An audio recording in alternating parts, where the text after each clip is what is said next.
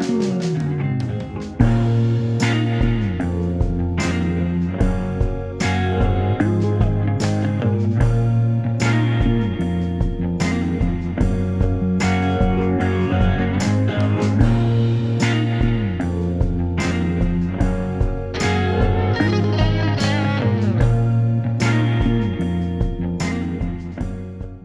guys, welcome back to my YouTube channel.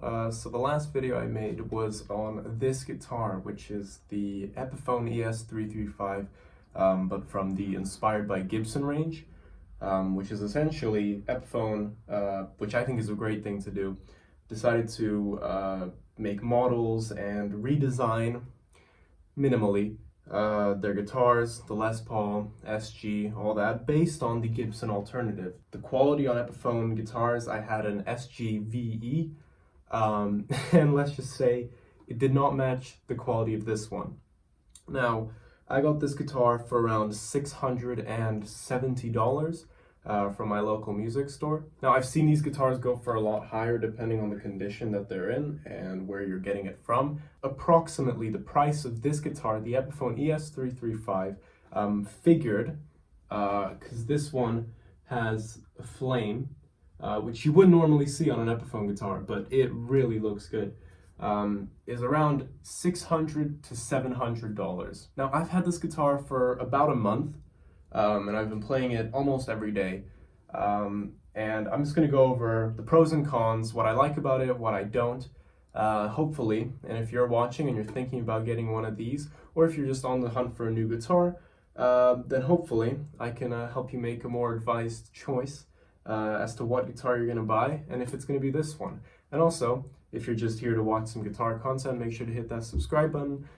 Hit the like button as well, it helps out a lot, and thank you so much for watching my last video on this guitar. Anyway, so the first thing that I want to talk about is the looks. You would not expect this guitar to be an Epiphone that costs around $600, $700.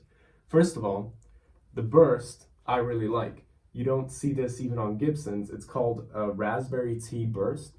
The alternative was the Blueberry Tea burst.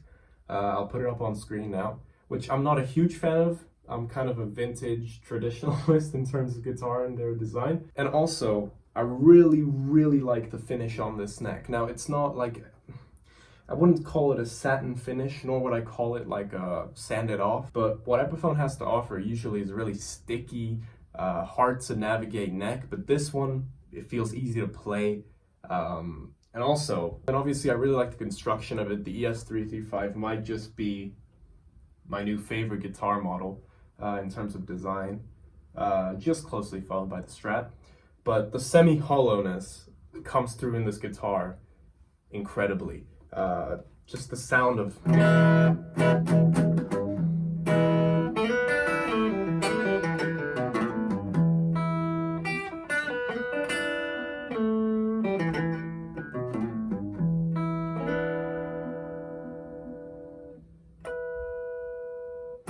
Pro number 2 for me is the versatility and the different sounds that this guitar can produce from just the turn of a knob. The primary sound of this is blues. Like if you look at it, you think of Freddie King, you think of B.B. King, and all the other blues legends that played an ES-335, or at least something reminiscent of this. And in the sound, it comes across.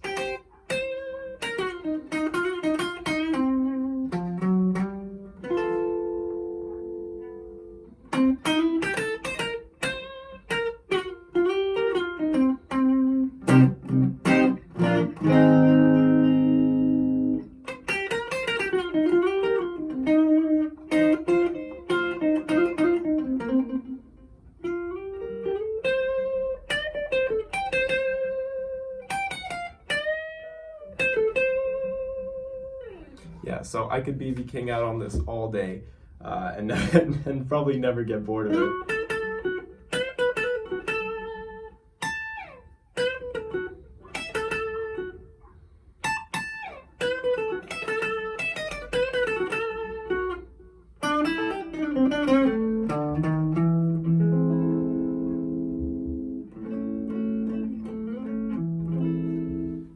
Yeah, it's truly great. The middle pickup has a bunch of character, and obviously the possibilities are endless when it comes to configuring your tone and your volume knobs.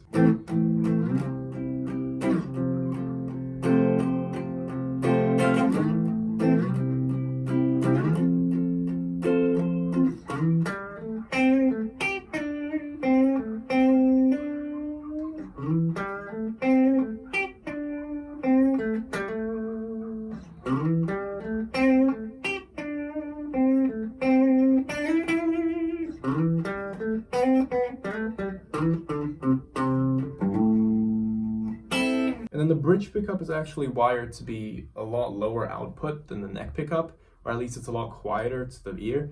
I think that's because of the difference in bass levels. This is the neck pickup.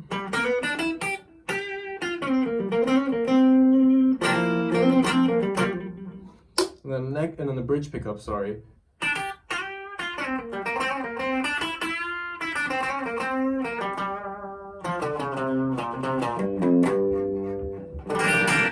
But it still has a lot of character, a lot of bite. And then obviously, if you crank the gain, you get a lot of lovely goodness.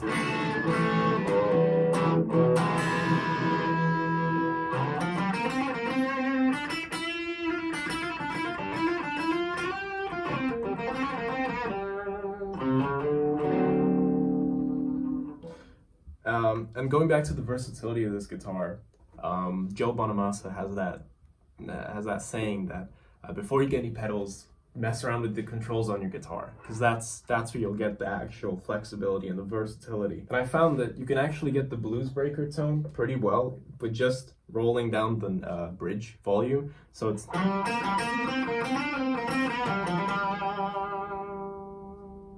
hear that mid-range dropout?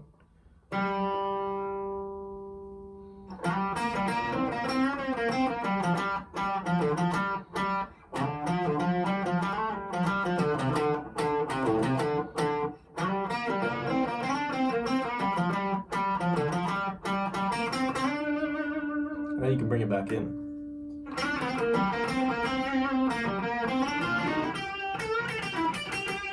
However, this is a $700 guitar. It is not a custom shop. It is not a high-end Gibson or on the level of that. And I find that the main points that convey that is the fretwork and also the sounds of the pickups with high gain, especially chords and how it can handle that. When I first pick up the guitar, I play an SG and a Strat, both which have pretty fat necks and wide fingerboards, especially the SG. And this ES-335 has a really slim, not a neck, but a really slim fingerboard. I think it's the nut width that kind of bothered me at first because it's completely different feeling to any other guitar that I have. Especially further up the neck. But then I got used to it like you do any guitar. As I said earlier, another kind of weak point of this guitar is the fretwork. The G string doesn't have issues, but it's the lower two strings that sometimes here it kind of choke out. And then it's the high E string that really, that's just completely choked out.